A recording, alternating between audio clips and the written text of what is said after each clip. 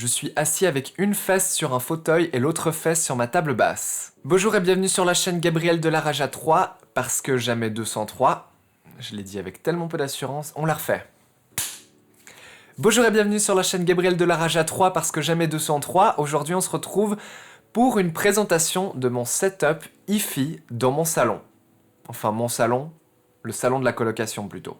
Je vais essayer de pas m'éterniser, je vais essayer de faire ça vite et bien, je vais quand même vous raconter l'origine de chaque appareil dans le setup et pourquoi ils sont là. C'est un setup hi-fi mais aussi AV parce que comme vous le voyez, j'ai une télé et le tout est branché à la télé aussi pour pouvoir écouter des films ou jouer à des jeux vidéo. Et puis voilà quoi, on va pas tarder plus longtemps. Donc je vais commencer par les sources de musique. La première source de musique, la source principale que j'écoute, c'est Spotify. Et Spotify, il y a plusieurs façons d'écouter ça sur une chaîne hi-fi. Ici, en l'occurrence, il y avait 3 façons de base de le faire avec mon ampli connecté, à savoir Spotify Connect, AirPlay ou Bluetooth. Les 3 ont leurs avantages et leurs défauts. Le défaut principal de Bluetooth et de AirPlay, c'est que selon ce que vous faites, le son complet de votre téléphone va se retrouver dans les enceintes. Ça veut dire que si tout d'un coup vous voulez checker les réseaux sociaux pendant que vous écoutez de la musique, et que vous lisez une vidéo, il y a des chances pour que le son de la vidéo sorte sur les enceintes, ce qui m'irrite énormément et c'est surtout pénible parce que beaucoup de vidéos sur les réseaux sociaux ont un volume très élevé, surtout par rapport à la musique, et donc ça devient très vite désagréable, voire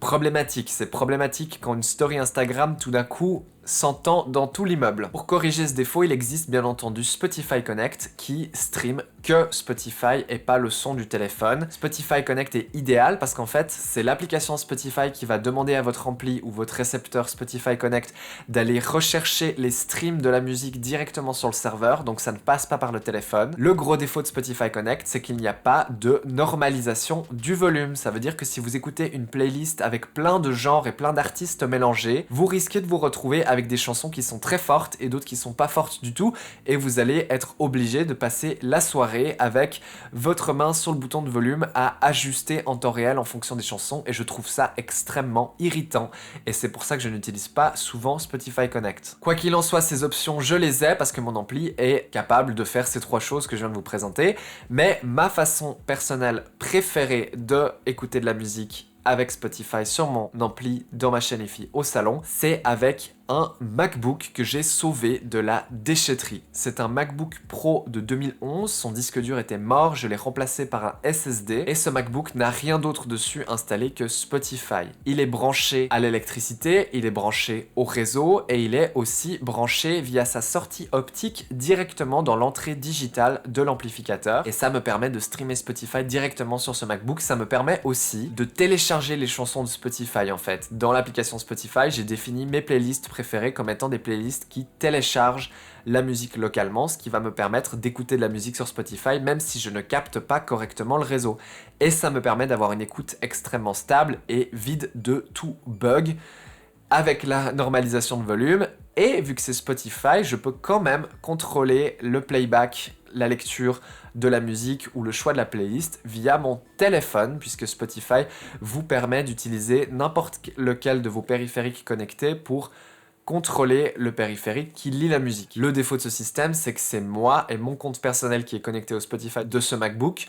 Donc quand mon coloc veut écouter son Spotify à lui sur les enceintes, il utilise AirPlay en général, ou alors si moi je n'utilise pas Spotify, je l'autorise bien entendu à venir utiliser mon compte aussi, mais c'est pas idéal. Sur ce MacBook, j'ai aussi ma propre librairie iTunes, qui est une librairie entièrement composée de CD que j'ai numérisés et de morceaux que j'ai achetés sur Bandcamp ou téléchargés sur des sites d'artistes. 99% des chansons dans ma librairie iTunes sont en lossless, en 16 bits, 44 kHz ou 48 kHz, donc c'est meilleure qualité que Spotify, du moins pour l'instant. Il y a toujours des rumeurs que d'ici à la fin de l'année, Spotify ajoute une option hi-fi qui permettrait à moindre coût, peut-être même gratuitement, d'accéder au master CD de la musique. On verra si ça arrive ou pas. En attendant, j'ai cette meilleure qualité si je la veux dans ma propre librairie. Cette librairie qui sera toujours disponible et qui est accessible sur ce MacBook dans l'application iTunes. Je précise aussi que le MacBook est sauvegardé en temps réel sur un NAS Synology. Ça me permet d'être sûr que si ce MacBook qui a déjà été récupéré à la déchetterie de base. S'il fonctionne plus, je ne perds pas ma librairie personnelle de CD que j'ai numérisée. En parlant de CD, quelle est ma deuxième source principale pour écouter de la musique? C'est effectivement les CD. Quand j'ai envie d'écouter un album en entier et que c'est un album que j'ai déjà, très souvent j'ai envie de l'écouter en CD.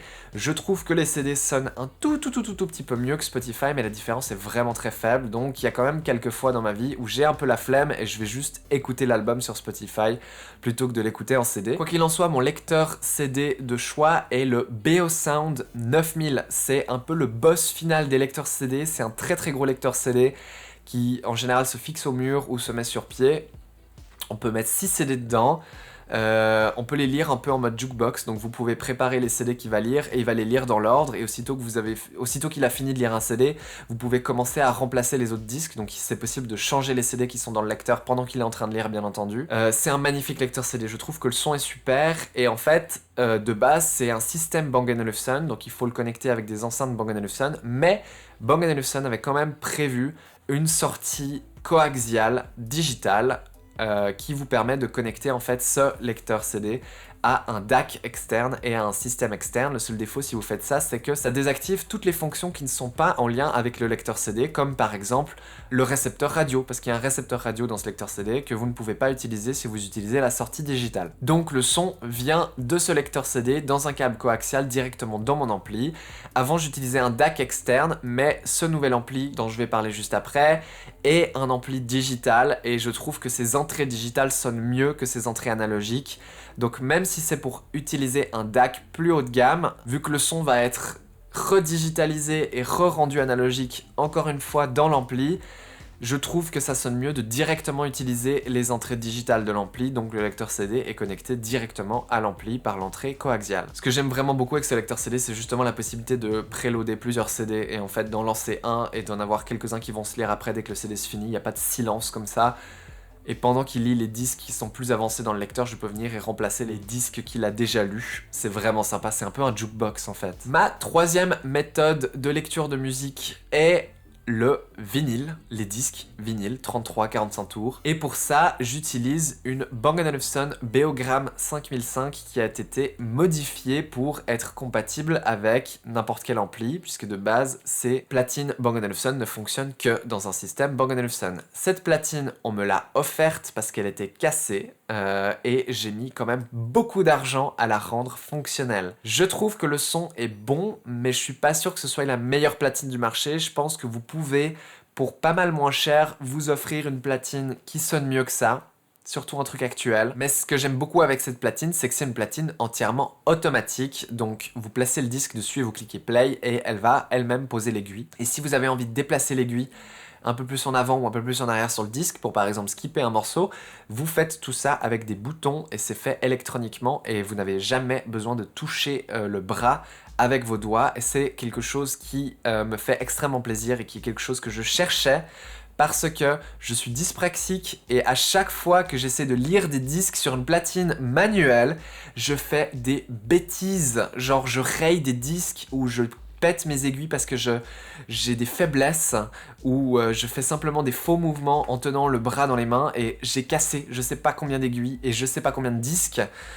Donc j'essaye, si possible, d'avoir une platine qui me demande le moins d'efforts physiques. Et donc si je peux juste cliquer un bouton et ça lance play, c'est vraiment sympa.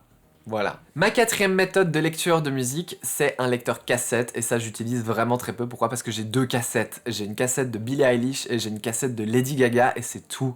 Donc je les écoute de temps en temps, mais c'est assez rare. Donc j'ai un lecteur cassette, c'est un JVC, on me l'a offert, il fonctionne ok, il est pas très haut de gamme.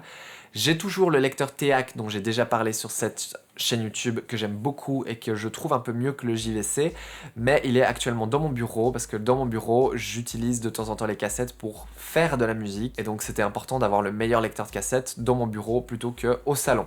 Voilà. Et enfin j'ai encore quelques autres sources musicales, ou pas vraiment musicales mais des sources de son, et ce sont bien entendu mes consoles de jeux, la PlayStation 5, la Nintendo Switch, la GameCube, la Nintendo 64, la Wii, qui sont tous branchés d'une manière ou d'une autre sur l'ampli, le récepteur AV. En fait, j'ai dit ampli depuis tout à l'heure, mais c'est un récepteur AV qui permet donc d'avoir des entrées vidéo et qui ensuite sort ces entrées sur la télé. Donc il est branché à la télé et toutes mes consoles sont branchées sur l'ampli et pas sur la télé. Donc on va transitionner sur l'ampli. L'ampli est un Marantz SR5015 et c'est un récepteur AV, comme je l'ai dit, qui a donc un certain nombre d'entrées HDMI, un certain nombre d'entrées component et un certain nombre d'entrées composite qui vous permet de connecter un peu tout et n'importe quoi qui fait de l'image et du son. Et ça, c'était quelque chose d'important pour moi. Il y a eu plusieurs choix qui ont motivé l'achat d'un de ces amplis.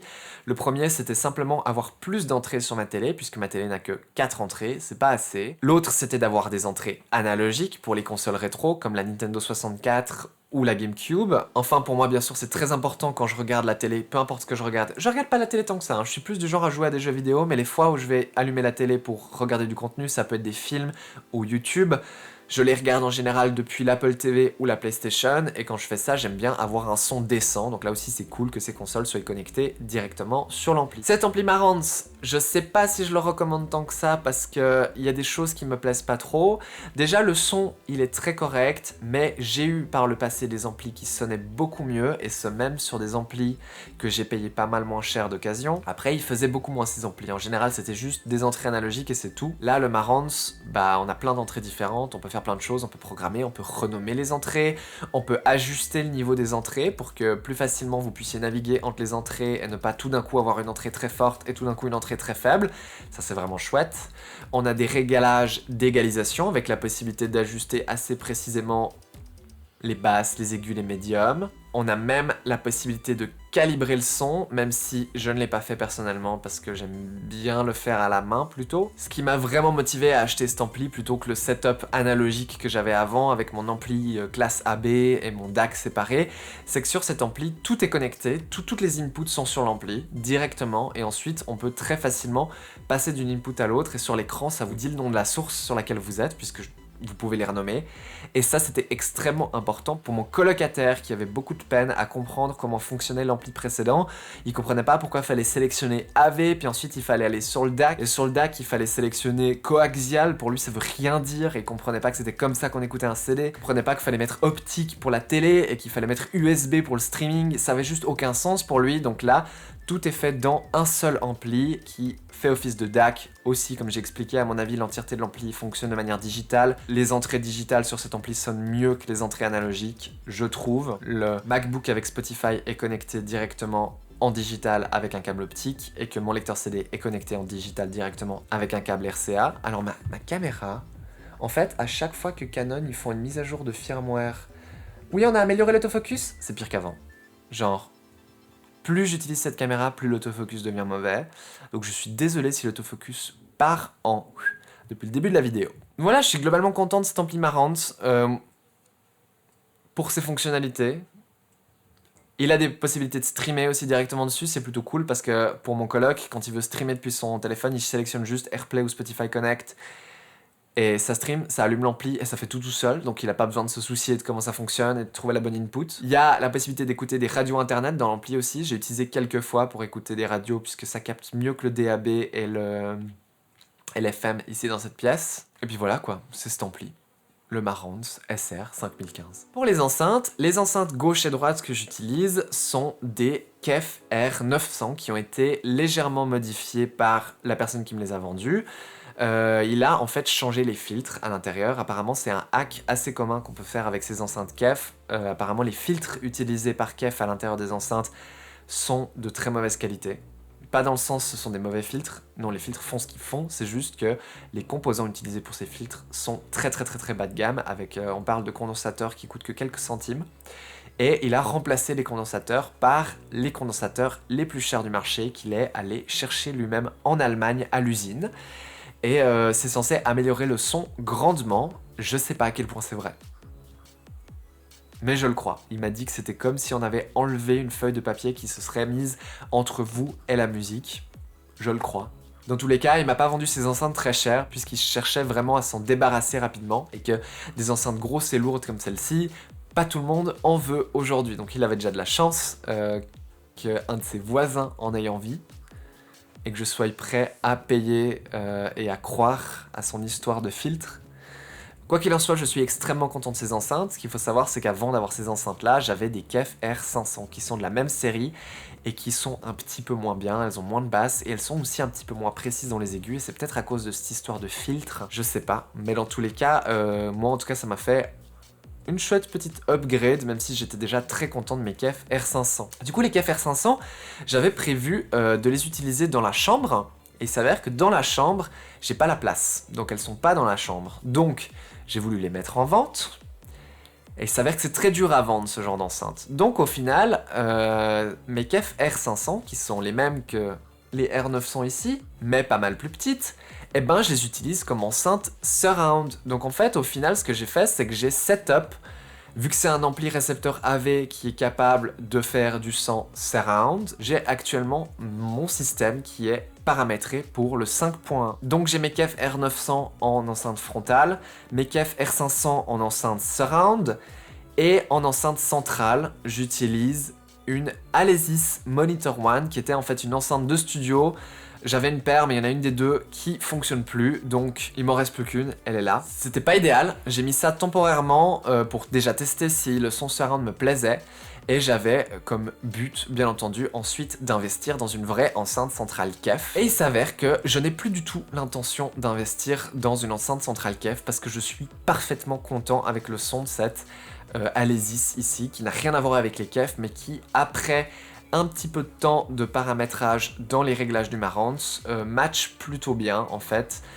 Surtout dans les jeux vidéo, où dans les jeux vidéo, vu qu'on peut déplacer son personnage comme on veut, on peut s'amuser à écouter les sons se balader tout autour de soi, et j'ai effectivement remarqué que la transition entre l'enceinte gauche et l'enceinte droite en passant par l'enceinte centrale était parfaite. Je suis très content. C'était le but au début que j'achète une enceinte KEF centrale, bah je vais pas le faire. Je vais pas le faire, parce que je ressens pas le besoin. Je suis très content de comment ça fonctionne maintenant. Donc voilà, hein, tout simplement. J'ai aussi un caisson de basse. Dans une pièce comme celle-ci, dans un appartement où de toute façon je monte pas le volume très élevé et où j'ai pas envie de déranger tout le monde le soir avec des basses, j'aurais pas besoin d'un caisson de basse, surtout avec des enceintes comme les R900 qui descendent déjà très grave de base puisqu'elles sont très grosses. Ça reste que, en fait, j'aime bien pouvoir ajuster les basses en fonction de ce que j'écoute. Malheureusement, cet ampli Marantz n'a pas accès à un bouton basse facilement accessible et c'est très dommage. Donc ce que j'ai fait, c'est que j'ai effectivement investi dans un caisson de basse, qui est un KEF Cube 2, c'est un vieux coucou que j'ai trouvé vraiment pas cher d'occasion sur internet. Mais en fait je suis plutôt content parce que la plupart du temps je l'entends pas. Il sert quasiment à rien, puisque je l'ai connecté directement à un petit boîtier qui est placé sur mon ampli, qui est un boîtier passif qui me permet d'ajuster le gain du caisson de basse très rapidement et très facilement. C'est un gain seulement négatif, donc quand je le mets à fond, le caisson de basse fonctionne comme il est censé. Je l'ai mis assez fort du coup. Et ensuite, je viens, en fonction de ce que j'écoute, baisser ce bouton pour minimiser l'effet du caisson de basse. Et en gros, l'idée, c'est d'utiliser le caisson de basse le moins possible quand je suis à haut volume, ou quand je regarde des films, ou quand il n'y a pas besoin de cette extension supplémentaire au niveau des basses.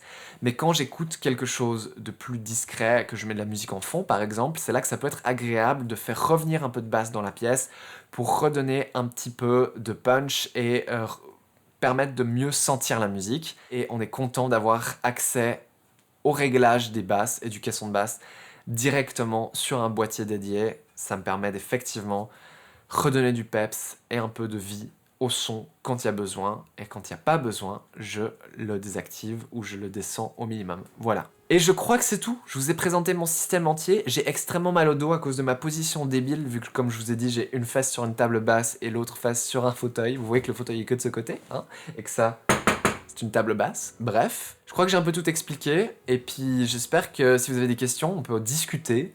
Le setup il change un peu tout le temps, mais là je suis vraiment très très content. Je suis à un stade où j'ai vraiment pas l'intention de changer quoi que ce soit.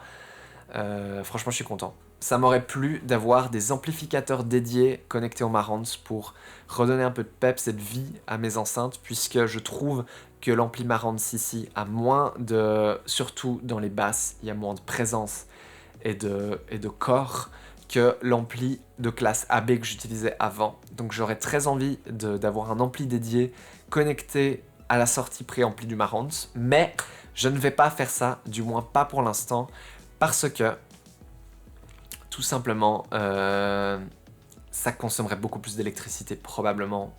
Et là, je suis un peu dans un mood économie d'énergie parce que les factures électriques ont grave monté et ça devient difficile à assumer. Voilà. Aussi, je suis content que le Marantz s'allume et s'éteigne aussi facilement. Il a l'avantage de s'éteindre tout seul quand on l'utilise pas pendant 15 minutes.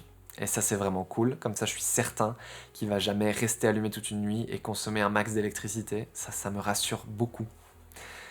Que ce soit pour mes factures d'électricité ou pour la planète. Voilà, il fait extrêmement chaud dans cette pièce et vu que je suis quelqu'un de sympathique, j'ai fermé toutes les fenêtres de l'appartement et éteint tous les ventilateurs juste pour pouvoir enregistrer cette vidéo avec le son le plus propre possible. Mais là, tout ce que je me réjouis, c'est d'éteindre la lumière qui m'éclaire le visage, de couper la caméra et de rouvrir les fenêtres et d'aérer parce que c'est une catastrophe. Il doit faire 35 degrés. Bref, à bientôt!